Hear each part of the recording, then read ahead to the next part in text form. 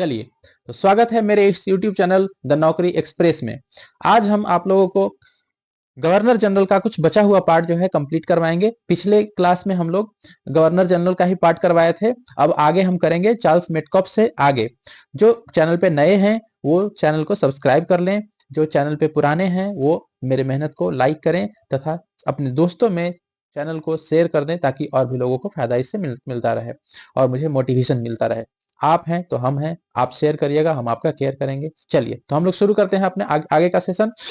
Charles Metcalfe से शुरू करेंगे और आज इसको एंड कर देंगे। एंड करके नेक्स्ट डे क्या करेंगे, उसमें हम लोग उससे संबंधित जितने भी क्वेश्चंस बनेंगे वो सारे क्वेश्चंस को हम लोग अगले सेशन में लेकर के आएंगे एमसीक्यू फॉर्मेट में। तो चलिए हम लोग शुरू करते हैं। चार्ल्स मेटकॉफ कब से कब तक रहा है गवर्नर जनरल? 1835 से 1836 तक रहा। इसने कुछ ज्यादा कुछ नहीं किया। इसने अपने 1 वर्ष के कार्यकाल में प्रेस पर से नियंत्रण हटाया। तो प्रेस का मुक्तिदाता कहा जाता है इसको। क्या कहा जाता है? प्रेस का मुक्तिदाता। भारतीय प्रेस का मुक्तिदाता किसको बोला जाता है? चार्ल्स मेटकॉफ को। लॉर्ड ऑकलैंड 1836 से लेकर के 1842 ईस्वी तक रहा। इसके समय की सबसे महत्वपूर्ण घटना है प्रथम आंग्ल अफगान युद्ध। आंग्ल अफगान युद्ध 1839 से लेकर के 1842 ईस्वी तक हुआ और 1839 ईस्वी में इसने कलकत्ता से दिल्ली का ग्रैंड ट्रंक रोड का मरम्मत करवाया था। कौन करवाया था? ऑकलैंड करवाया था। ग्रैंड ट्रंक रोड का निर्माण कौन, इससे पहले कौन करवाया था? सबसे पहले निर्माण कौन करवाया? तो चंद्रगुप्त मौर्य के काल में हुआ। उसके बाद शेरशाह सूरी इसका मरम्मत करवाया और फिर उसके बाद दोबारा मरम्मत कब हुआ है ग्रैंड ट्रंक रोड का? तो वह है ऑकलैंड के बाद टाइम में, लॉर्ड ऑकलैंड के टाइम में। इसी के समय में भारतीय विद्यार्थियों को डॉक्टरी की शिक्षा हेतु विदेश जाने की अनुमति ब्रिटिश संसद ने प्रदान की थी। ठीक है, चलिए इससे आगे बढ़ते हैं हम लोग। लॉर्ड एलनबरो 1842 से लेकर के 1844 ईस्वी तक रहा। प्रथम आंग्ल अफगान युद्ध समाप्त हुआ इसी का काल में। उसके बाद सिंध की अगस्त 1843 ईस्वी में पूर्ण रूप से ब्रिटिश साम्राज्य में मिला लिया गया सिंध को। ठीक है, उसके बाद सिंध के विजय के विषय में नेपियर का कथन है कि वह अफगानी तूफान की पूंछ थी। आगे बढ़ते हैं हम लोग। दास प्रथा का उन्मूलन इसी के समय में हुआ था 1843 से के एक्ट 5 के द्वारा। इसमें स्वामियों को अपने दासों पर दावा करने के लिए न्यायालय जाने से वंचित किया गया। चलिए आगे बढ़ते हैं। रविवार को छुट्टी का शुरुआत इसी के काल में हुआ। किसमें? लॉर्ड ऑकलैंड के कार्यकाल में। चलिए सॉरी, लॉर्ड एलनबरो के कार्यकाल में। उसके बाद लॉर्ड हार्डिंग 1844 से लेकर के 1848 तक लॉर्ड हार्डिंग रहा। इसके काल की सबसे महत्वपूर्ण घटना थी प्रथम आंग्ल सिख युद्ध 1845 से लेकर के 1846 ईस्वी तक। इसमें अंग्रेज विजयी हुए। इसने नरबली प्रथा पर प्रतिबंध लगाया। ठीक है, अब आते हैं लॉर्ड डलहौजी बहुत सारा काम किया। इसमें बहुत सारा काम आपको देखने को मिलेगा। 1848 से लेकर के 1856 ईस्वी तक इसका कार्यकाल रहा और द्वितीय आंग्ल सिख युद्ध 1848 से लेकर 1849 तक पंजाब का ब्रिटिश शासन में विलय हुआ 29 मार्च 1849 में। और जगत प्रसिद्ध सिख राज्य का प्रसिद्ध हीरा कोहिनूर महारानी विक्टोरिया को भेज दिया गया इसी के काल में, डलहौजी के काल में ही। आगे देखते हैं। द्वितीय आंग्ल सिख युद्ध के दौरान 3 युद्ध लड़े गए। पहला था प्रथम रामनगर का युद्ध 16 नवंबर 1848 ईस्वी को, जो अनिर्णित रहा, जिसका कोई निर्णय नहीं निकल पाया। दूसरा हुआ चिलियावाला का युद्ध 13 जनवरी 1849 ईस्वी, ये भी अनिर्णित रहा, कोई निर्णय नहीं निकला। उसके बाद तीसरा युद्ध हुआ गुजरात के चिनाब नदी के किनारे हुआ था ये युद्ध। चिनाब नदी के किनारे गुजरात नामक स्थान पर 12 मार्च 1849 ईस्वी को हुआ था, जिसमें सिख बुरी तरह से पराजित हो गए थे। द्वितीय आंग्ल बर्मा युद्ध हुआ 1852 से लेकर के 1852 ईस्वी में। लोअर बर्मा एवं पीगू को अंग्रेजी राज्य में मिला लिया गया। चलिए अगला पेज में चलते हैं हम लोग। डलहौजी ने सिक्किम पर 2 अंग्रेज डॉक्टरों के साथ दुर्व्यवहार का आरोप लगाकर सन 1850 ईस्वी में उस पर अधिकार कर लिया। 1852 ईस्वी में एक इनाम कमीशन की स्थापना की गई। इसका उद्देश्य भूमि रहित जागीरों का पता करके उन्हें छीनना था। इसके आगे बढ़ते हैं हम लोग। डलहौजी का शासनकाल उसके व्यक्तिगत सिद्धांत डॉक्ट्रिन ऑफ लैप्स के कारण डॉक्ट्रिन ऑफ लैप्स के कारण अधिक याद किया जाता है, जिसको बोलते हैं हड़प की नीति। ठीक है, हड़प की नीति बोलते हैं उसको। इस नीति के तहत अंग्रेजी साम्राज्य में विलय कर लिया जाता था राज्यों को। ठीक है, तो हड़प के नीति में सबसे पहले सतारा को, इसमें भी एक ठो कोड है सजैस बहुझाना, स से सतारा, उसके बाद जय से जैतपुर, उसके बाद सजय स से संभलपुर, सजैस ब से बघाट, सजैस ब उ से उदयपुर, उ झा झाना, तो झा से झांसी और ना से नागपुर। तो सजैस ब झाना याद रखिएगा, और ये इसी क्रम में याद रखिएगा, इसी क्रम में इन लोगों को हड़प नीति के तहत हड़प लिया गया था। ठीक है, आगे बढ़ते हैं हम लोग। ये हो गया बघाट को हड़पा गया, उसके पहले जैतपुर को, उसके बाद संबलपुर को, उसके बाद बघाट को, उसके बाद उदयपुर को, उसके बाद झांसी को, उसके बाद नागपुर को। चलिए, 1856 ईस्वी में अवध को कुशासन का आरोप लगाकर अंग्रेजी राज्य में मिला लिया गया, अवध को भी लिया गया। उस समय अवध का नवाब था वाजिद अली शाह, जब उसको मिलाया गया था कुशासन का आरोप लगा के। 18वीं शताब्दी में अवध राज्य का संस्थापक सादत खां था। 1856 ईस्वी में इसने तोपखाने के मुख्यालय को कलकत्ता से मेरठ स्थानांतरित किया और सेना का मुख्यालय शिमला में स्थापित किया। शिक्षा संबंधी सुधार में डलहौजी ने 1854 ईस्वी के उड डिस्पैच को लागू किया। इसके अनुसार जिला में एंग्लो वर्नाकुलर स्कूल, प्रमुख नगरों में सरकारी कॉलेज तथा लॉर्ड कैनिंग के समय में 1857 ईस्वी में तीनों प्रेसिडेंसिया कलकत्ता, मद्रास एवं बंबई में एक एक विश्वविद्यालय स्थापित किए गए थे। ठीक है, एवं साथ ही प्रत्येक प्रदेश में एक शिक्षा निदेशक के नियुक्त किया गया था। उसके आगे बढ़ते हैं हम लोग। डलहौजी को भारत में रेलवे का जनक माना जाता है। डलहौजी के काल में 1853 में बंबई से थाने के बीच में रेलवे लाइन का विकास हुआ था। इसी समय भारत में पहली बार 16 अप्रैल 1853 में बंबई से थाने के बीच 34 किलोमीटर प्रथम रेल चलाया गया। पूछता भी है कितना किलोमीटर चला था, तो 34 किलोमीटर चला था। आगे बढ़ते हैं हम लोग। सन 1854 ईस्वी में नया पोस्ट ऑफिस एक्ट पारित हुआ और भारत में पहली बार डाक टिकट का प्रचलन प्रारंभ हुआ। यानी कि डाक टिकट किसमें, तो लॉर्ड डलहौजी के काल में। ठीक है, लॉर्ड डलहौजी के काल में डाक टिकट। आगे बढ़ते हैं। क्या क्या हुआ था, डाक, तार, रेल, ये सब किसमें हुआ था, डलहौजी के काल में ही हुआ था। पीडब्ल्यूडी का स्थापना, ये सब हुआ था। इसने पृथक रूप से भारत में पहली बार सार्वजनिक निर्माण विभाग, जिसको बोलते हैं निर्माण विभाग, की स्थापना की। वह 1854 ईस्वी में एक स्वतंत्र विभाग के रूप में लोक सेवा विभाग, मतलब यूपीएससी का भी स्थापना हुआ था इसी के काल में। इसी के समय 1853 ईस्वी में कलकत्ता एवं आगरा के बीच पहली बार बिजली से संचालित तार सेवा शुरू किया गया। क्या क्या हुआ, डाक हो गया, तार हो गया, रेल हो गया, तीन को हो गया। उसके बाद यूपीएससी हो गया, फिर पीडब्ल्यूडी हो गया। क्या क्या था, पीडब्ल्यूडी हो गया, उसके बाद यूपीएससी हो गया, उसके बाद जो है तार सेवा हो गया, उसके बाद रेल हो गया यहाँ पे।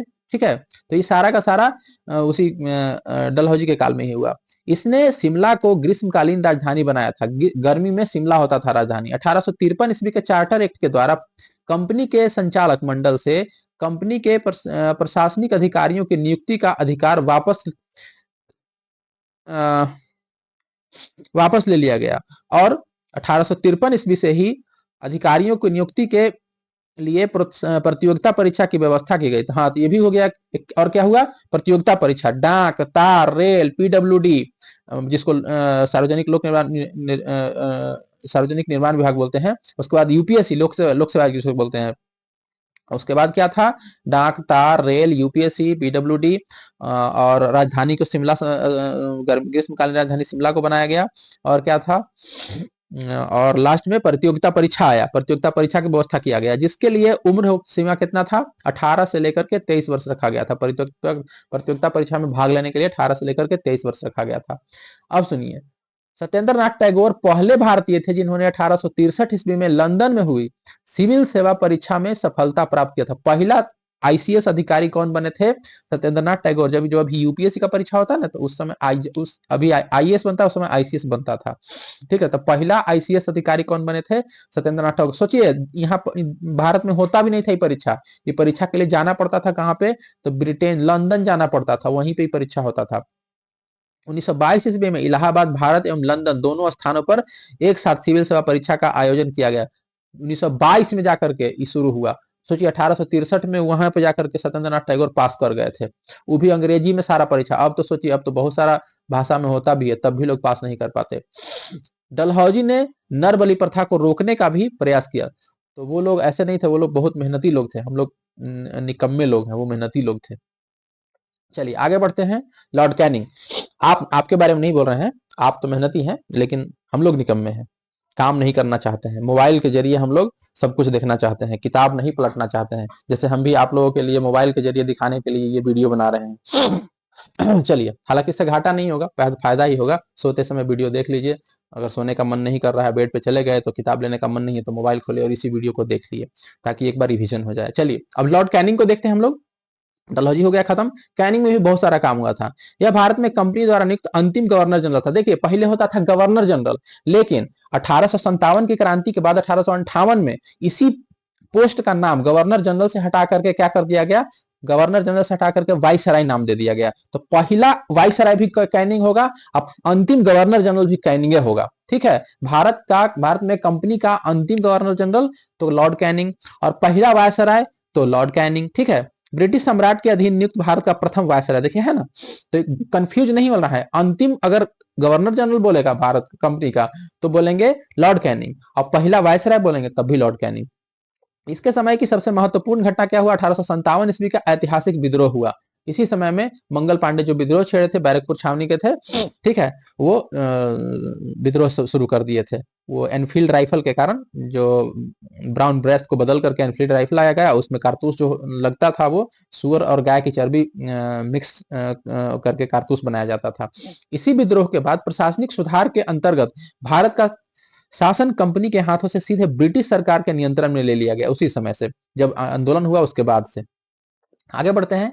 कैनिंग के समय 1861 में उच्च न्यायालय अधिनियम बनाया गया, जिसके अनुसार पुरानी सुप्रीम कोर्ट और सदर अदालतों को समाप्त कर दिया गया तथा कलकत्ता, मद्रास तथा मुंबई में एक एक उच्च न्यायालय की स्थापना की गई। 1866 में आगरा में एक उच्च न्यायालय की स्थापना की गई और 1875 ईस्वी में इलाहाबाद स्थानांतरित कर दिया गया उसको। ठीक है, चलिए इसके आगे हम लोग बढ़ते हैं। अगला पेज में क्या है भाई, देख लेते हैं जरा। चलिए, अब इसके आगे है, कैनिंग के समय में ही 1856 ईस्वी में विधवा पुनर्विवाह अधिनियम, बताया थे ना, इसमें बहुत सारा काम हुआ। विधवा पुनर्विवाह अधिनियम भी आया। उसके बाद जो है विधवा पुनर्विवाह अधिनियम स्वतंत्र रूप से लागू हुआ। किसके सहयोग से हुआ था, लॉर्ड कैनिंग के, लॉर्ड कैनिंग किसके सहयोग से किया था विधवा पुनर्विवाह, और सती प्रथा का अंत भी किया। सती प्रथा का अंत भी हुआ, विधवा पुनर्विवाह भी हुआ राजा राम मोहन राय के प्रयासों से। विधवा पुनर्विवाह अधिनियम के नियम कितना, 15, नियम 15 द्वारा विधवा विवाह को वैध करार देते हुए पैदा होने वाले बच्चों को वैध माना गया। भारत में पहला कानूनी विधवा विवाह कलकत्ता में 7 दिसंबर 1856 ईस्वी को ईश्वर चंद्र विद्यासागर की प्रेरणा और देख रेख में संपन्न हुआ। आगे बढ़ते हैं हम लोग। 1856 में पैतृक संपत्ति से संबंधित जो कानून बनाया गया, उसके अनुसार यह निश्चित किया गया कि धर्म परिवर्तन करने पर किसी व्यक्ति को उसकी पैतृक संपत्ति से वंचित नहीं किया जा सकता। ठीक है, 1857 ईस्वी में कैनिंग के समय ही महालेखा परीक्षक पद का सृजन हुआ था। महालेखा परीक्षक, ठीक है, कैग जिसको बोलते हैं, कैग का जो पोस्ट आया 1857 में ही आया था। ठीक है, सृजन किया गया, जो स्वतंत्रता के बाद नियंत्रक एवं महालेखा परीक्षक कहलाया। ठीक है, भारत सरकार अधिनियम 1858 ईस्वी के तहत मुगल सम्राट के पद को समाप्त कर दिया गया।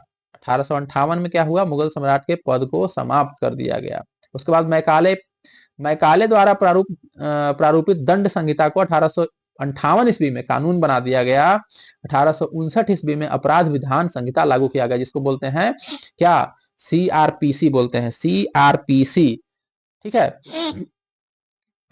व्यापक सिद्धांत जिसको बोलते हैं डॉक्ट्रिन ऑफ लैप्स, यानी राज्य विलय की नीति को समाप्त कर दिया गया। किसके द्वारा, कैनिंग के द्वारा। अच्छा था कैनिंग, बुरा नहीं था।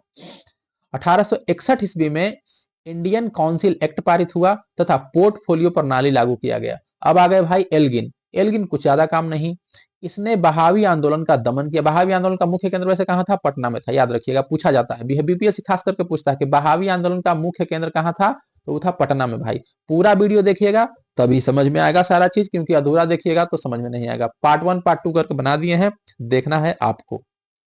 1863 ईस्वी में धर्मशाला, हिमाचल प्रदेश में क्या है, धर्मशाला एक जगह है, में किसका मृत्यु हो गया, एल्गिन का मृत्यु हो गया। आगे बढ़ते हैं हम लोग। लॉर्ड लॉरेंस, लॉरेंस में ज्यादा कुछ नहीं है, फिर भी देख लेते हैं हम लोग। 1865 ईस्वी में भूटान ने ब्रिटिश साम्राज्य पर आक्रमण किया।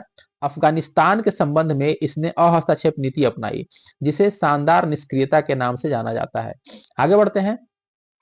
इसी के समय में उड़ीसा में सन 1866 ईस्वी में तथा बुंदेलखंड एवं राजपुताना में 1868 से लेकर के 69 में भीषण अकाल पड़ा था। इसने हेनरी कैंपवेल के नेतृत्व में एक अकाल आयोग का गठन किया था और 1865 ईस्वी में इसके द्वारा भारत एवं यूरोप के बीच प्रथम समुद्री टेलीग्राफ सेवा शुरू किया गया था। एक एक काम ही बढ़िया होगा इसमें जो याद रखने लायक है। टेलीग्राफ सेवा का कब शुरुआत हुआ, तो वो है लॉर्ड लॉरेंस के कार्यकाल में। ठीक है, आगे बढ़ते हैं। बाकी भी है, अकाल आयोग का गठन हुआ था हेनरी कैंपवेल के नेतृत्व में। आगे बढ़ते हैं। मेयो, ये भी याद करने वाला दो चीज मिलेगा इसमें भी। लॉर्ड मेयो ने अपने अजमेर में 1872 में मेयो कॉलेज की स्थापना, तो पूछता है मेयो कॉलेज की स्थापना किसने करवाया और कब करवाया, तो 72 में हुआ और मेयो कॉलेज का स्थापना अजमेर में हुआ। ठीक है, और मेयो के द्वारा करवाया गया मेयो कॉलेज। ठीक है, नाम भी मेयो है, मेयो के द्वारा करवाया भी गया है 1872 में। इसने 1872 ईस्वी में एक कृषि विभाग, याद रखिएगा, कृषि विभाग की स्थापना करवाया था। भारत में अंग्रेजों के समय में प्रथम जनगणना 1872 में इंपॉर्टेंट सबसे ज्यादा है, ये पूछा भी जा सकता है आगामी परीक्षाओं में, क्योंकि जनगणना होना है नेक्स्ट ईयर, तो ये पूछा जाएगा। मेयो के कार्यकाल में ही हुआ था पहली बार 1872 में। ठीक है, एक अफगान शेर अली अफरीदी ने 8 फरवरी 1872 ईस्वी में पोर्ट ब्लेयर में चाकू मारकर इसका हत्या कर, जेल में गया था घूमे, मेयो गया था जेल में घूमे कि कैदी सब ठीक ठाक है कि नहीं है, तो गया बस वहां लगैले था और चाकू घोप के मार दिया इसको। ठीक है, आगे बढ़ते हैं। Northbrook, Lord Northbrook 1872 से लेकर के 1876 ईस्वी तक रहा। इसके समय में बंगाल में भयानक अकाल पड़ा था। इसने बड़ौदा के मल्हार राव गायकवाड़ को भ्रष्टाचार के आरोप में पदच्युत, मतलब पद से हटाकर मद्रास भेज दिया। लॉर्ड नॉर्थ ब्रुक ने यह घोषणा की कि मेरा उद्देश्य करों को हटाना तथा अनावश्यक वैधानिक कार्रवाइयों को बंद करना है। पंजाब का प्रसिद्ध कूका आंदोलन, नाम सुने होंगे, राम सिंह के द्वारा चलाया गया था, इसी के समय में हुआ था, मेयो के सॉरी नॉर्थबुक के समय में। इसी के समय में स्वेज नहर खुल जाने से भारत एवं ब्रिटेन के बीच व्यापार में वृद्धि हुआ। स्वेज नहर कहां से कहां तक में है, कहां से कहां में है भाई, तो लाल सागर और अरब सागर के बीच में है। लाल सागर और अरब सागर के बीच में कौन सा है, तो स्वेज नहर है। ठीक है, आगे बढ़ते हैं हम लोग। लॉर्ड लिट्टन, लॉर्ड लिट्टन 1876 से लेकर के 1880 तक रहा। यह एक प्रसिद्ध उपन्यासकार, निबंध लेखक एवं साहित्यकार था। साहित्यकार में इसे ओवन मैड्रिथ के नाम से जाना जाता है। ठीक है, किस नाम से जानते हैं, ओवन मैड्रिथ के नाम से जानते हैं। किसको, लॉर्ड लिट्टन को। लिट्टन को जानते हैं ओवन मैड्रिथ के नाम से, पूछता है किसको कहते हैं, ओवन मैड्रिथ के नाम से किसको जानते हैं, तो लॉर्ड लिट्टन को। आगे बढ़ते हैं हम लोग। इसके समय में बंबई, मद्रास, हैदराबाद, पंजाब, मध्य भारत आदि में भयानक अकाल पड़ा था। ठीक है, लिट्टन ने स्ट्रेची की अध्यक्षता में, अब सुनिए, स्ट्रेची की अध्यक्षता में कौन सा अकाल आयोग की नियुक्ति हुआ था। अकाल आयोग 1878 में स्ट्रेची की अध्यक्षता में अकाल आयोग का वो किया गया लिट्टन के समय में ही। 1 जनवरी 1877 में ब्रिटेन की महारानी विक्टोरिया को कैसर हिंद की उपाधि से सम्मानित करने के लिए दिल्ली दरबार का आयोजन किया गया। आगे बढ़ते हैं। मार्च 1878 में लिट्टन ने भारतीय समाचार पत्र अधिनियम, वार्नाकुलर प्रेस एक्ट पारित कर भारतीय समाचार पत्रों पर कठोर प्रतिबंध लगा दिया। ठीक है, ये इंपॉर्टेंट है। कौन लगाया था प्रतिबंध, तो लगाया था लिट्टन। लिट्टन ने प्रतिबंध लगाया था किस पे, भारतीय समाचार पत्रों पर कठोर प्रतिबंध, जिसमें क्या हुआ, विशेषकर राष्ट्रवादी समाचार पत्र जैसे सोम प्रकाश को प्रतिबंधित करने के लिए इस कानून में प्रावधान था कि अगर किसी अखबार में कोई आपत्तिजनक चीज छपती है तो सरकार उसकी प्रिंटिंग प्रेस सहित सारी संपत्ति जब्त कर सकती है, इसलिए डरे सब बंद कर दिया था। पायनियर अखबार ने वार्नाकुलर प्रेस एक्ट 1878 का समर्थन किया था क्योंकि वो अंग्रेजी में छपता भी था। इसी के समय में सन 1878 ईस्वी को भारतीय शस्त्र अधिनियम पारित हुआ। इसके तहत शस्त्र रखने एवं व्यापार करने के लिए लाइसेंस की आवश्यकता, लाइसेंस अनिवार्य बना दिया गया। ठीक है, सब किसमें हो रहा है, सब हो रहा है लिट्टन के कार्यकाल में। ठीक है ना। अब लिट्टन भाई बहुत बड़का काम किया। इसने सिविल सेवा परीक्षाओं में प्रवेश की अधिकतम आयु सीमा 21 से घटा करके 19 कर दिया ताकि भारतीय और इसमें नहीं आ पाए। अंग्रेजी समझे में नहीं आएगा तो सब रहेगा उसमें ब्रिटेन का लोग। 1857 में सिविल सेवा परीक्षा में सम्मिलित होने की आयु 23 वर्ष निर्धारित की गई थी और 1859 में आयु सीमा को घटाकर 22 वर्ष और 1866 में इसको घटाकर 21 वर्ष कर दिया गया था। ये भाई साहब उठे से 19 वर्ष कर दिए। ठीक है। लिट्टन ने अलीगढ़ में एक मुस्लिम एंग्लो प्राच्य महाविद्यालय की स्थापना की। चलिए आगे चलते हैं हम लोग लॉर्ड रिपन की तरफ। ये था सज्जन रिपन, वो था भाई गड़बड़ आदमी। ये सज्जन रिपन था, ये अच्छा काम करेगा, इंडियंस के लिए करेगा। प्रधानमंत्री ग्लैडस्टोन के परामर्श पर रिपन ने सर्वप्रथम समाचार पत्रों की स्वतंत्रता को बहाल करते हुए 1882 में वर्नाकुलर प्रेस एक्ट को समाप्त कर दिया। और वर्नाकुलर उधर आया था, लिट्टन के समय में आया था, और यहाँ पे समाप्त कर दिया गया वर्नाकुलर प्रेस एक्ट। ठीक है। तो रिपन क्या किया, रिपन अच्छा काम किया, प्रेस पे जितना भी प्रतिबंध था सब हटा लिया, और भारतीय भाषाओं में प्रकाशित होने वाले समाचार पत्रों को भी वही सुविधाएं दी गई जो अन्य समाचार पत्रों को प्राप्त थी। ठीक है। इसने सिविल सेवा में प्रवेश की अधिकतम आयु सीमा को 19 वर्ष से बढ़ाकर 21 वर्ष कर दिया। इसने स्थानीय स्वशासन की शुरुआत की। 18 मई 1882 को स्थानीय स्वशासन संबंधी एक कानून बनाया, जिसके आधार पर विभिन्न प्रांतों में 1883 से 1885 के मध्य स्थानीय स्वशासन संबंधी कानून बनाए गए। आगे बढ़ते हैं हम लोग। इसके समय में ही भारत में सन 1881 ईस्वी में सर्वप्रथम नियमित जनगणना कराया। देखिए मेयो के काल में सबसे पहले 72 में हुआ था ना, अब यहाँ पे 81 से क्या होगा, रिपन के काल में ही सबसे पहला बार नियमित जनगणना कराया गया। नियमित जनगणना कब करवाया गया, तो ये सवाल भी पूछा जा सकता है। नियमित जनगणना प्रत्येक 10 वर्ष में जो होता है, अभी भी होता है। कोरोना के कारण ये पिछला वाला जनगणना नहीं हो पाया जो 2021 में होना था। तो नियमित जनगणना जो है प्रत्येक 10 वर्ष में जो शुरू हुआ था वो रिपन के काल में शुरू हुआ था। तब से लेकर अब तक प्रत्येक 10 वर्ष के अंतराल पर जनगणना की जाती है। 1831 ईस्वी की जनगणना में हैदराबाद राजपुताने को नहीं जोड़ा गया था। ठीक है। आगे बढ़ते हैं हम लोग। भारत में पहली बार जनगणना सन 1872 में हुई थी, परंतु इसमें भारत के संपूर्ण भाग का प्रतिनिधित्व नहीं हुआ। लगभग 20% भारत का ही इसमें 20% भारत इसमें छूट गया था, उतना का नहीं हो पाया था। आगे बढ़ते हैं। रिपन के द्वारा ही 1881 ईस्वी में प्रथम कारखाना अधिनियम लाया गया। ये पूछता है पर कारखाना अधिनियम किसके द्वारा लाया गया था, कब लाया गया था? 1881 में लाया गया, रिपन के द्वारा लाया गया था। सज्जन रिपन था, अच्छा काम करता था। इसमें 7 वर्ष से कम आयु के बच्चों को काम करने पर प्रतिबंध लगा दिया गया। 7 साल से नीचे का बच्चा वहां काम नहीं करेगा। और 7 से 12 वर्ष के श्रमिकों के लिए 9 घंटे से अधिक कार्य कराया जाना प्रतिबंधित कर दिया गया। ठीक है, उससे ज्यादा नहीं काम कर सकता है। यह एक चाय, कॉफी एवं नील की खेती पर लागू नहीं थी, सिर्फ कारखाना वगैरह में था। नील, चाय और कॉफी पर लागू नहीं होता था। 3 फरवरी 1882 में रिपन के समय में शैक्षणिक सुधारों के अंतर्गत विलियम हंटर की अध्यक्षता में एक आयोग गठित किया गया, जो भारत में प्रथम शिक्षा आयोग था। इसमें व्यावसायिक शिक्षा पर बल दिया गया था। ठीक है। आगे बढ़ते हैं। बहुत सारा काम किया था। 2 फरवरी 1883 को यूरोपीय के विरुद्ध भारतीय न्यायाधीशों द्वारा मुकदमे की सुनवाई के लिए इल्बर्ट विधेयक प्रस्तुत किया, लेकिन यूरोपियों के प्रबल विरोध के कारण इसे वापस लेना पड़ा। होता क्या था ना, होता था कि इसने लागू कर दिया था कि जो इंडियंस जज हैं वो भी उनके मुकदमों की सुनवाई कर सकते हैं, यूरोपियों के मुकदमे की सुनवाई कर सकते हैं। लेकिन यूरोपीय ठहरे भाई एटीट्यूड वाले, कि भाई काले लोग कैसे सुनवाई कर सकते हैं हम लोग का, हम लोग तो सबसे ज्यादा इंटेलिजेंट है, वो लोग कैसे सुनवाई कर। वापस इतना विद्रोह हुआ, अंदर ही अंदर इतना विद्रोह हुआ कि वापस लेना पड़ा बिल को ही। अंग्रेजों द्वारा इस विधेयक के विरोध में किए गए विद्रोह को श्वेत विद्रोह के नाम से जाना जाता है। यही सवाल पूछता है इसमें कि श्वेत विद्रोह जो है किसके काल में हुआ था। ठीक है, तो वो रिपन के काल में हुआ था।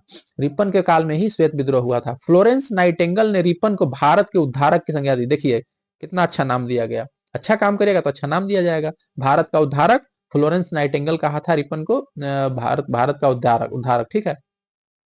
अब आएगा डफरीन। डफर आदमी क्या करवाएगा, कांग्रेस का स्थापना करवाएगा ये। चलिए आगे बढ़ते हैं। इसके समय तृतीय आंग्ल बर्मा युद्ध हुआ, 1885 से लेकर के 88 तक में हुआ था। और बर्मा को अंतिम रूप से अंग्रेजी राज्य में मिला लिया गया। और बर्मा की वो जो लड़ाई हुआ था वो यांडबू की संधि से खत्म हुआ था। इसी के समय बंगाल टेनेंसी एक्ट, जिसको बोलते हैं काश्तकारी अधिनियम, tenancy act, Awadh tenancy act एवं पंजाब टेनेंसी एक्ट पारित हुआ था। इसके समय की सबसे महत्वपूर्ण घटना 28 दिसंबर 1885 को बंबई में एओ ह्यूम के नेतृत्व में भारतीय राष्ट्रीय कांग्रेस की स्थापना, देखे बोले ना 1885 में कांग्रेस का स्थापना होगा। कहाँ पे हुआ था? बंबई के गोकुलदास तेजपाल संस्कृत विद्यालय में। और होना कहाँ पे था? पुणे में होना था, लेकिन बंबई में हुआ था क्योंकि पुणे में प्लेग फैल गया था, इसलिए पुणे में नहीं हुआ, उसके जगह पे बंबई में हुआ। आगे बढ़ते हैं। लॉर्ड लैंसडाउन। लैंसडाउन 1888 से लेकर के 1894 ईस्वी तक रहा। भारत और अफगानिस्तान के मध्य सीमा रेखा डुरंड रेखा का निर्धारण इसी के समय में हुआ था। आप देखे होंगे भारत और अफगानिस्तान, सॉरी, पाकिस्तान और अफगानिस्तान के बीच में जो सीमा रेखा है ना, उसको बोलते हैं डुरंड लाइन। लेकिन थोड़ा सा भारत से भी टच करता है, जो पीओके है, पीओके से टच करता है। अफगानिस्तान जो है पीओके से भी टच करता है। तो डुरंड लाइन जो है भारत और अफगानिस्तान के बीच में भी है और पाकिस्तान और अफगानिस्तान के बीच में भी। पूछता है कि डुरंड लाइन किसके किसके बीच है, तो भारत और अफगानिस्तान के बीच है भी है, और भारत और सॉरी पाकिस्तान और अफगानिस्तान के बीच में भी है। 1891 ईस्वी में दूसरा कारखाना अधिनियम लाया गया, जिसमें स्त्रियों को 11 घंटे प्रतिदिन से अधिकतम काम करने पर प्रतिबंध लगा दिया गया। ठीक है। साथ ही सप्ताह में एक दिन छुट्टी की व्यवस्था भी की गई। किसके द्वारा? लैंसडाउन के द्वारा ही किया गया था। रविवार की छुट्टी। लॉर्ड एल्गिन द्वितीय 1894 से लेकर के 1899 ईस्वी तक भारत की तलवार को तलवार के बल पर विजित किया गया है, और तलवार के बल पर ही इसकी रक्षा की जाएगी, यह कथन लॉर्ड एल्गिन द्वितीय का ही है। ठीक है। बहुत घटिया आदमी। 1895 से 98 ईस्वी में के मध्य उत्तर प्रदेश, बिहार, पंजाब एवं मध्य प्रदेश में भयंकर अकाल पड़ा था इसी के टाइम में। अब आइए लॉर्ड कर्जन। कर्जन भाई काम किया है, लेकिन बहुत क्रूर था ये भी। 1899 ईस्वी में कर्जन ने भारतीय टंकन और पत्र मुद्रा अधिनियम पारित किया। पारित कराकर अंग्रेजी स्वर्ण मुद्रा को भारत की कानूनी मुद्रा घोषित कर दिया। शासन की कार्य क्षमता के आधार पर लॉर्ड कर्जन ने रिपन द्वारा स्थापित स्थानीय स्वशासन की प्रणाली पर आघात किया और 1899 में कलकत्ता के कॉरपोरेशन अधिनियम बनाया। कलकत्ता कॉरपोरेशन अधिनियम बनाया। कर्जन ने 1901 में सर कॉलिन स्कॉट मॉनक्रिफ, नाम सुने होंगे, मानक्रिफ, सर कॉलिन स्टॉक मानक्रिफ की अध्यक्षता में एक सिंचाई आयोग, मानक्रिफ सिंचाई, और इसमें सिंचाई आयोग बना है, रेल आयोग बना है, और फिर क्या बना है? पुलिस आयोग बना है और विश्वविद्यालय आयोग बना है। तो मॉनक्रिफ सिंचाई, ठीक है, और रॉबर्टसन रेल, ठीक है, रॉबर्टसन रेल, रस से रॉबर्टसन, रस से रेल, मानक्रिफ सिंचाई, रस से रॉबर्टसन, रस से रेल। एंड्रू फ्रेजर, फ्रेजर की अध्यक्षता में क्या होगा? तब पुलिस। पटना में फ्रेजर रोड है, फ्रेजर रोड में भीड़ रहता है, ठीक है, पुलिस उसको कंट्रोल करता है। उसके बाद रैले, रैले मतलब यूनिवर्सिटी, यूनिवर्सिटी में भी भीड़ रहता है, रैली रैली जैसा भीड़ रहता है। तो विश्वविद्यालय आयोग, रैले। आगे बढ़ते हैं। 1904 ईस्वी में भारतीय विश्वविद्यालय अधिनियम पास किया गया। इसने सर एंटनी मैकडोनाल्ड की अध्यक्षता में एक अकाल आयोग का गठन किया एवं अधिकारियों को प्रशिक्षण के लिए क्वेटा में एक कॉलेज की स्थापना की। आगे बढ़ते हैं। प्राचीन स्मारक परीक्षण अधिनियम 1904 ईस्वी के द्वारा कर्जन ने भारत में पहली बार ऐतिहासिक इमारतों की सुरक्षा एवं मरम्मत की ओर ध्यान दिया। इस कार्य के लिए कर्जन ने भारतीय पुरातत्व विभाग की स्थापना किया। तो ये भी पूछता है पुरातत्व विभाग की स्थापना कौन किया? तो कर्जन के द्वारा किया गया। कर्जन के समय 1904 ईस्वी में सहकारी उधार समिति अधिनियम बनाया गया, जिसके द्वारा सहकारी समितियों की स्थापना करके किसानों को उचित ब्याज पर रुपया कर्ज देने की व्यवस्था की गई। ठीक है। इसने कृषि बैंक भी खुलवाया था। आगे बढ़ते हैं। इसने 1901 ईस्वी में कृषि इंस्पेक्टर जनरल की नियुक्ति की। इसके समय 1905 में पूसा में एक कृषि अनुसंधान संस्था को लगा। पूसा कहाँ पे है? वैसे पूसा है बिहार में। ठीक है। कौन सा नदी के किनारे है पूसा? तो बूढ़ी गंडक नदी के किनारे है पूसा। आगे बढ़ते हैं। कर्जन के समय ही पहली बार प्रत्येक प्रांत और केंद्र स्तर पर एक निदेशक के अधीन एक पृथक गुप्तचर विभाग की स्थापना की गई। लॉर्ड कर्जन के समय में किचनर परीक्षा को सैनिक प्रशिक्षण में शामिल करके सेना की युद्ध क्षमता को बढ़ाया गया।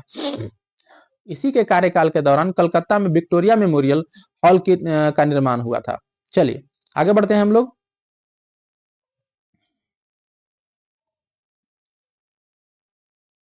कर्जन कि भारत विरोधी कार्यों से सर्वाधिक महत्वपूर्ण कार्य 1905 में बंगाल का विभाजन हुआ। देखिए, बंगाल का विभाजन हुआ था 1905 में, ठीक है ना।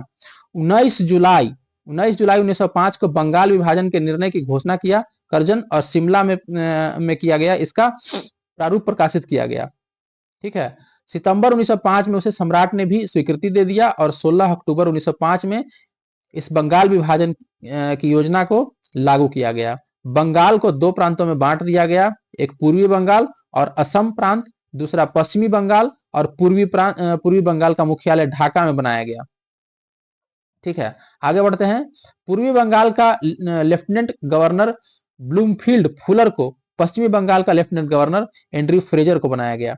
आगे बढ़ते हैं। गवर्नर जनरल की कार्यकारिणी के सैनिक सदस्य के अधिकारियों के प्रश्न पर करजन का प्रधान सेनापति किचनर से मतभेद हो गया। तो करजन किचनर मतभेद भी पूछा जाता है कभी कभी, किस विषय पर हुआ था, जिसमें भारत सचिव के किचनर का पक्ष लिया, ठीक है। इससे असंतुष्ट होकर अगस्त 1905 में लॉर्ड कर्जन ने त्याग पत्र दे दिया था।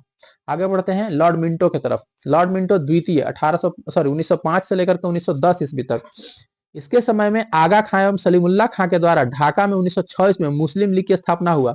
देखिए 1905 में क्या हुआ, 1905 में बंगाल का विभाजन हुआ। 1906 में क्या हुआ, 1906 में मुस्लिम लीग का स्थापना, मुस्लिम लीग बनाया गया पार्टी।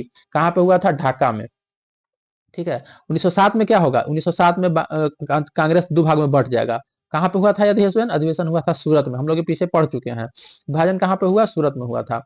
इसके शासनकाल में 1907 ईस्वी में आंग्ल एवं रूसी प्रतिनिधि मंडलों के बीच बैठक हुई। समाचार पत्र अधिनियम प्रेस एक्ट 1908 में पारित हुआ। बाल गंगाधर तिलक की राजद्रोह के आरोप में 22 जुलाई 1908 को गिरफ्तार कर 6 वर्ष की सजा दे दिया गया।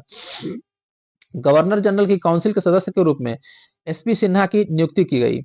मुसलमानों के लिए अलग निर्वाचन व्यवस्था मार्ले मिंटो सुधार अधिनियम 1909 के द्वारा किया गया। आगे बढ़ते हैं हम लोग। लॉर्ड हार्डिंग द्वितीय। लॉर्ड हार्डिंग द्वितीय 1910 से लेकर के 1916 तक रहेगा, 5 साल का कार्यकाल रहता था। इसके समय में ब्रिटिश के राजा जॉर्ज पंचम भारत आए थे ना 1911 में आए थे। 12 दिसंबर 1911 में दिल्ली में एक भव्य दरबार आयोजन हुआ और यहाँ पर बंगाल विभाजन को रद्द कर दिया गया।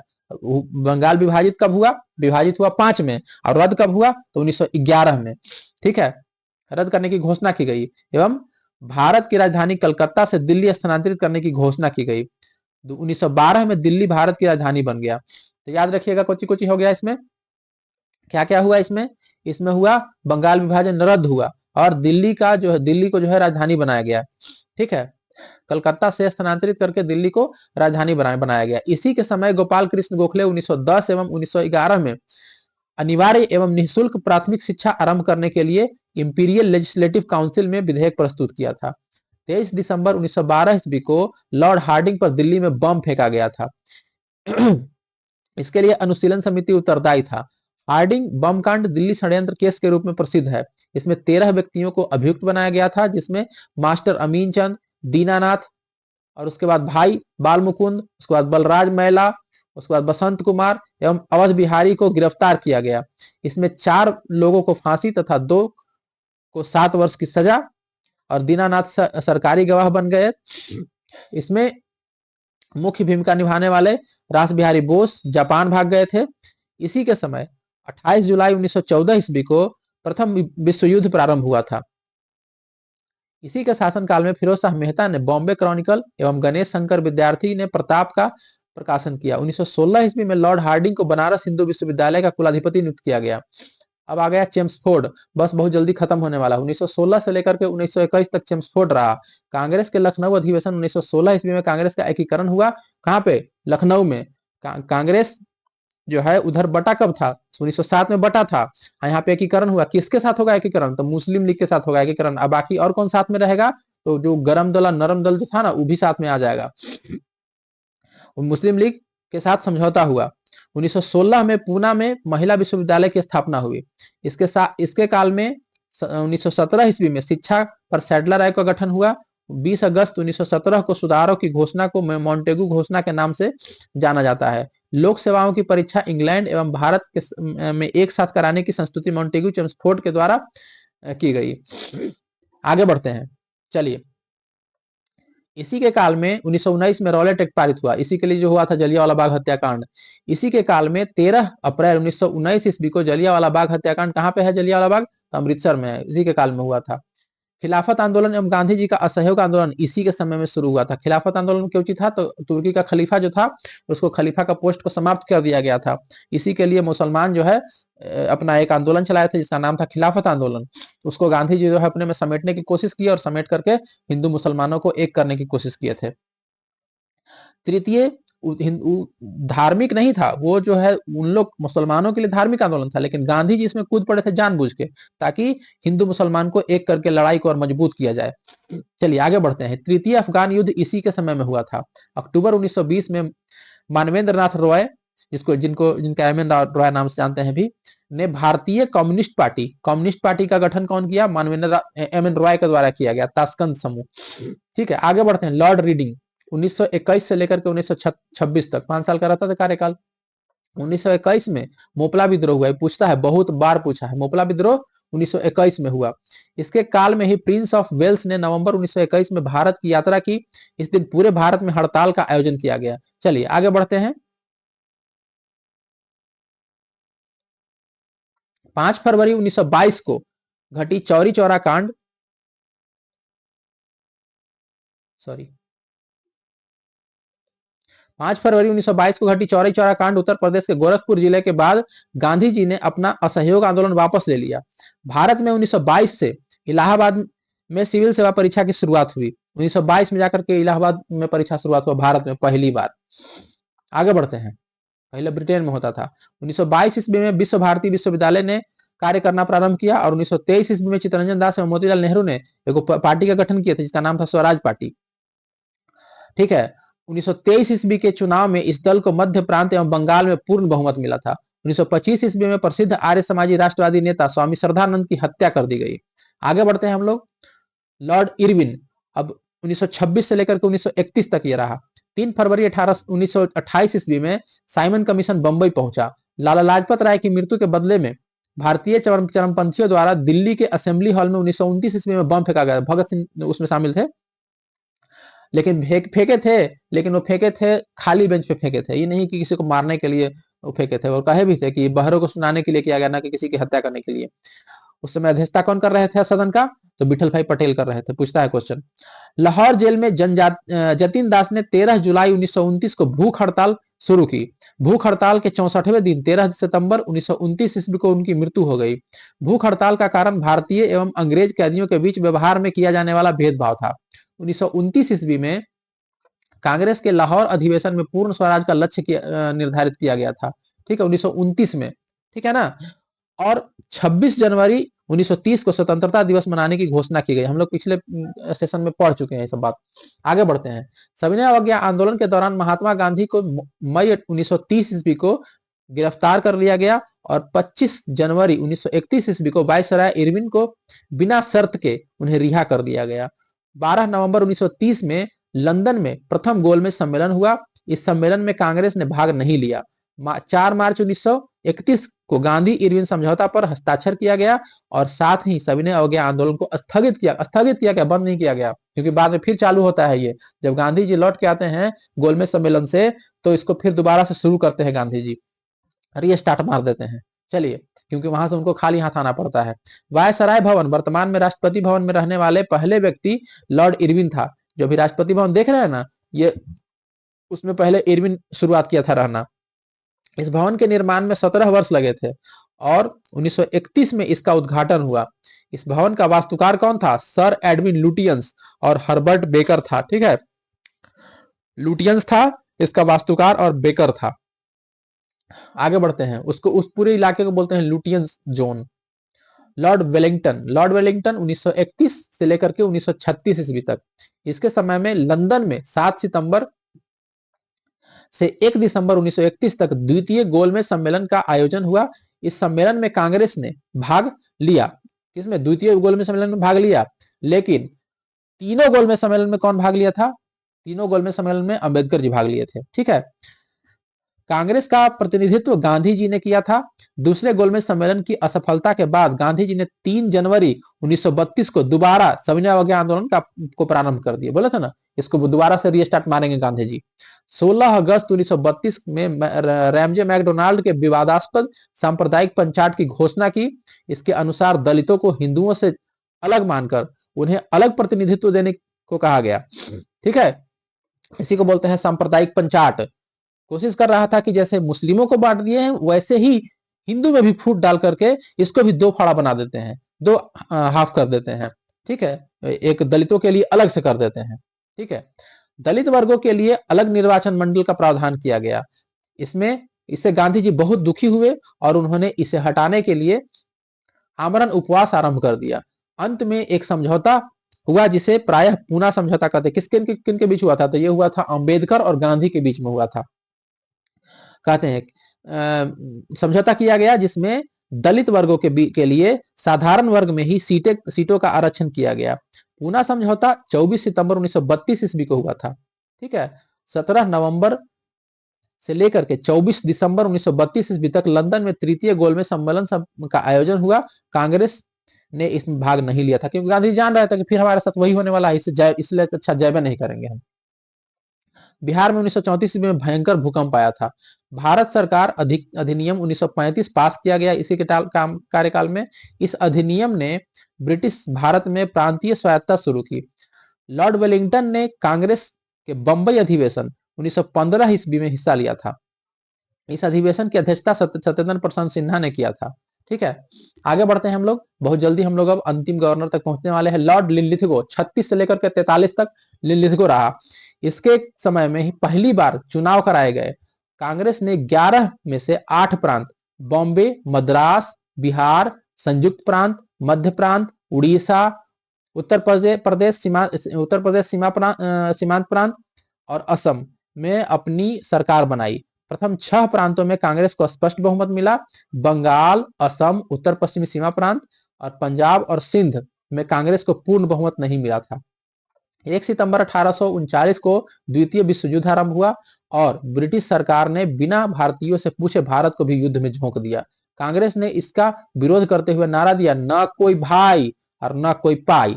ठीक है, कांग्रेस का नारा था, भाई हम एक भी सैनिक नहीं देंगे और न ही यहाँ से एक को पैसा जाने देंगे इस युद्ध के लिए। ठीक है, और इसने अपने द्वारा शासित प्रांतों के सभी मंत्रिमंडलों से त्याग पत्र दे दिया। कांग्रेस जो बनाया था सरकार उसको में से सारा मंत्रिमंडल हट गया, भाई हम मानवे नहीं करेंगे सब चीज।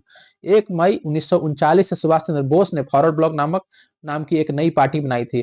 कांग्रेस से त्याग पत्र दिए और त्याग पत्र देके 1939 में सुभाष चंद्र बोस जी क्या किए? फॉरवर्ड ब्लॉक का स्थापना की। पूछता है क्वेश्चन ये। आगे बढ़ते हैं। मार्च 1940 ईस्वी में लीग के लाहौर अधिवेशन में पहली बार पाकिस्तान की मांग की गई।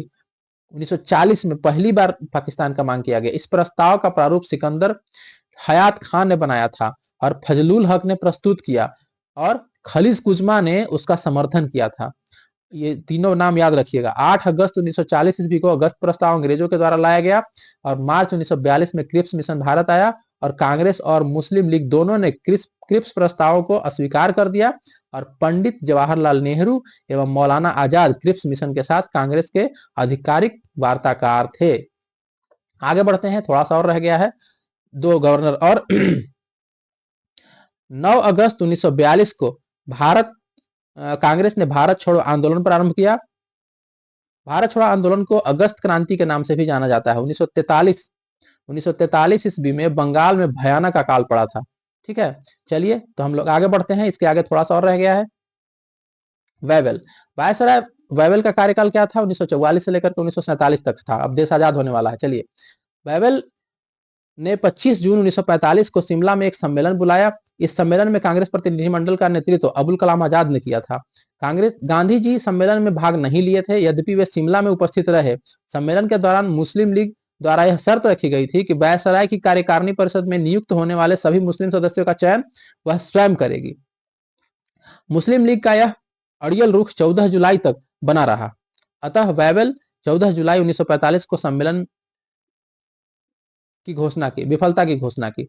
1945 ईस्वी में बनी क्लीमेंट एटली की अध्यक्षता वाली लेबर पार्टी की सरकार द्वारा की गई प्रथम कार्यवाही के अंतर्गत भारत में आम चुनाव करवाना था। दिसंबर 1945 में घोषणा चुनाव परिणामों में केंद्रीय विधानसभा तथा प्रांतीय विधानमंडलों में कांग्रेस को पर्याप्त बहुमत मिला। केंद्रीय विधानसभा में कांग्रेस को निर्वाचन क्षेत्र में 91.3% वोट मिला और मुस्लिम लीग ने सभी मुस्लिम सीटें जीत ली थी। प्रांतीय विधानमंडल में कांग्रेस को बंबई, मद्रास और संयुक्त प्रांत बिहार, उड़ीसा, मध्य प्रांत में पूर्ण बहुमत मिला था और मुस्लिम लीग बंगाल तथा सिंध में बहुमत मिला था।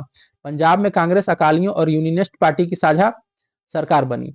कैबिनेट मिशन 1946 ईस्वी में भारत आया। इस मिशन के सदस्य थे स्टेफोर्ड क्रिप्स, पैथिक लॉरेंस और एबी अलेक्जेंडर। ये तीनों नाम याद रखिएगा। कौन आया था कैबिनेट मिशन में? तीन गो, Stafford Cripps, Pethick Lawrence, AB Alexander. ये पूछता है, चौथा नाम दे देगा, कहेगा इसमें से कौन शामिल नहीं था, तो पूछ लेता है।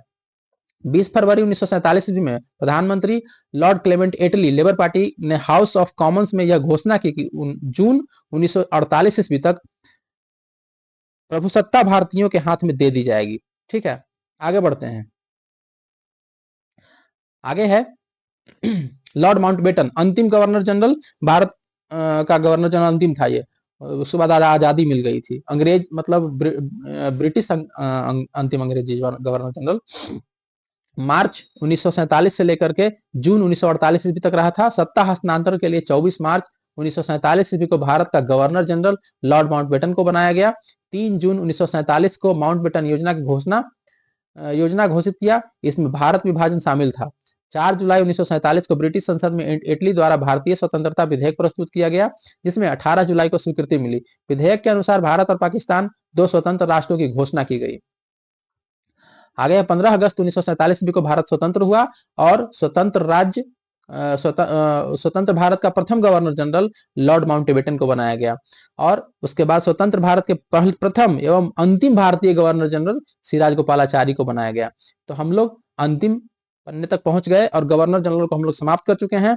तो कैसा लगा हमारा ये प्रयास? अगर अच्छा लगा हो तो सेशन को लाइक कर दीजिए और जो चैनल पे नए हैं वो चैनल को सब्सक्राइब कर लीजिए, ताकि आने वाला जितना भी आगामी वीडियो हो वो आप तक पहुंचता रहे। और सेशन को एक बार शेयर कर दीजिए ताकि हम लोग और भी लोगों को जोड़ सके इसके साथ। ठीक है, तो सेशन को आज करते हैं यहीं पे एंड। और अगले सेशन में जो आगामी सेशन है उसमें क्या आएगा, तो इन दोनों सेशन से रिलेटेड जितने भी सवाल बन रहे हैं वो सारे सवाल एमसीक्यू के फॉर्मेट में आपको यहाँ पे लाया जाएगा। और बहुत सारा सवाल होगा, एक नहीं होगा, बहुत सारा सवाल होगा। लगभग 1 घंटे का सेशन होगा। उसमें हम लोग लगभग 150 क्वेश्चन करेंगे। 150 क्वेश्चन करने में हम लोग को लगभग 1 घंटे तो लगेंगे ही। तो ये सारे सवाल का हल करेंगे। उसके बाद फिर से दोबारा से हम लोग आएंगे अपने थियोरिटिकल पार्ट पे। चलिए, तो आज का सेशन बस यहीं पे समाप्त करते हैं। तब तक के लिए शुक्रिया।